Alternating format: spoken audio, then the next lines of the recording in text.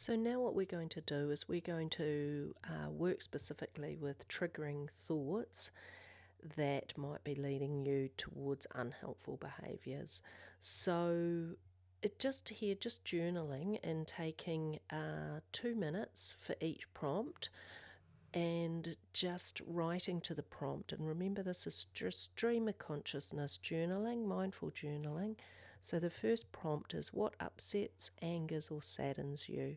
And I really want you to dig back in your memory and recall a specific situation in as much detail as you can, and to have a think about for the next prompt, to do 2 minutes here, what were you telling yourself? Recall your thoughts and write them down. What were you telling yourself as a result of this external event that has happened? So if you can think of an external situation, and what you're telling yourself is like your emotional reaction, so your triggered response, and think back to what thoughts were going through your mind at that time, and write them down. And then what I'd like you to do is to just write one of those thoughts, one that is particularly stands out or particularly powerful to you, and just make sure this is your response to the external event. And it's a thought that is in response to an external event. And keep it really, short and specific if you can.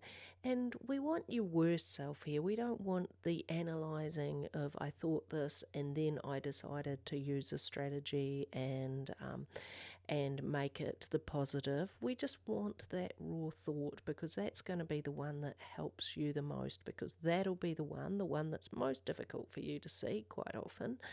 And most difficult for you to accept that it is an actual thought and not part of you, or not something that's true.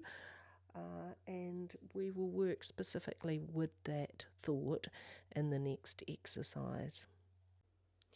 So now that we've found our triggering thought, our one specific emotional response to an external event, then we can take it through the truly process. And the idea of the truly process is to give us some clarity over the difference between what is really happening and the thinking that's going on in our head, just in order to make us check in to see whether we're responding in a way that is appropriate for the external event, or whether we're responding in a way that's appropriate to the story in our head, and they may be different things. And by doing this process, quite often we can build resilience or become more resilient, because we can it can help us make more skillful choices towards helpful behaviours rather than unhelpful behaviours. So let's just have a look at the process. It might be good to just talk to you about a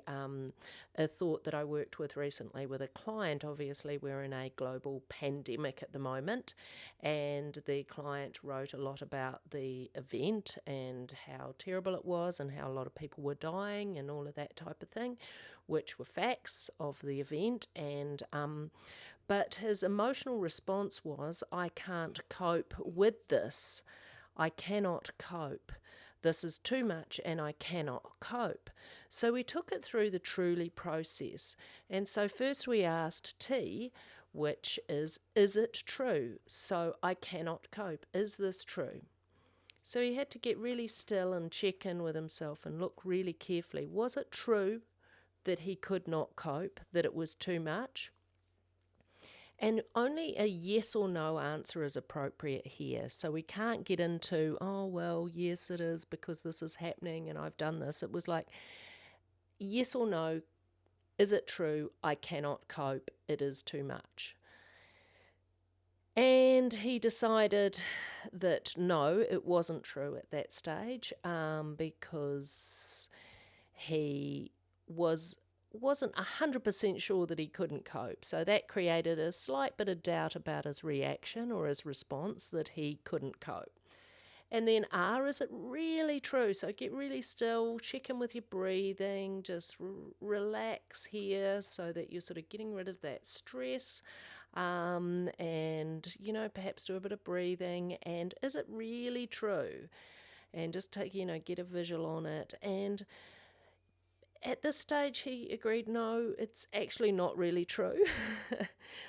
So just to sort of really confirm that. And then you, part of the truly, is how are you without this thought? So if you just get really still now and sort of picture is what we do. We picture ourselves, the behaviors we would do, maybe our emotional response without the thought. So there's still the global pandemic going on because we can't change the external events, but our reaction to it, I cannot cope, this is too much. If I just let go of that thought, how do I feel? And my client agreed at that stage that it made him feel less stress rather than more stressed. And so this is the idea where, if we can reduce our stress and change our response. So perhaps if we feel less triggered and less stressed by actually just letting go of this thought, maybe that gives us openings to choosing different behaviours going forward. And then E, we looked at what evidence is there of the thought, and he found there's so much evidence that he wasn't coping because he wasn't doing his normal daily routine, he was spending less time out with people, he just wanted to sort of he didn't really want to engage with life. He was spending a lot of time just on social media, and so there was a lot of evidence to show that he wasn't coping.